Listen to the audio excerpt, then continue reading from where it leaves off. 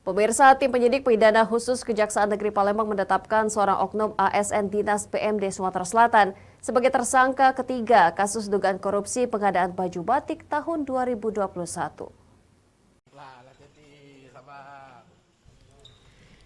Usai diperiksa secara intensif oleh tim penyidik Pitsus Kejari Palembang, BP Oknum ASN Dinas Pemberdayaan Masyarakat Desa Sumsel ditetapkan sebagai tersangka kasus dugaan korupsi pengadaan baju batik tahun 2021. BP merupakan tersangka ketiga dalam kasus dugaan korupsi pengadaan baju batik tahun 2021. Menurut Kasih Pitsus Kejari Sumsel, modus operandi tersangka dalam kasus dugaan korupsi pengadaan baju batik tahun 2021 ini yakni dengan cara markup pakaian batik dan tidak sesuai dengan kontrak.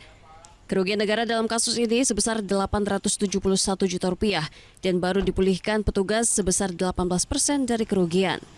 Selanjutnya tersangka ditahan di Rutan Park Jo Palembang agar tidak melarikan diri dan menghilangkan barang bukti.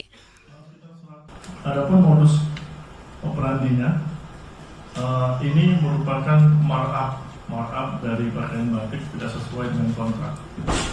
Kemudian kami penyidik telah melakukan tindakan-tindakan hukum lainnya untuk aset recovery, pulihnya keuangan negara. Dari Palembang, Guntur iNews melaporkan.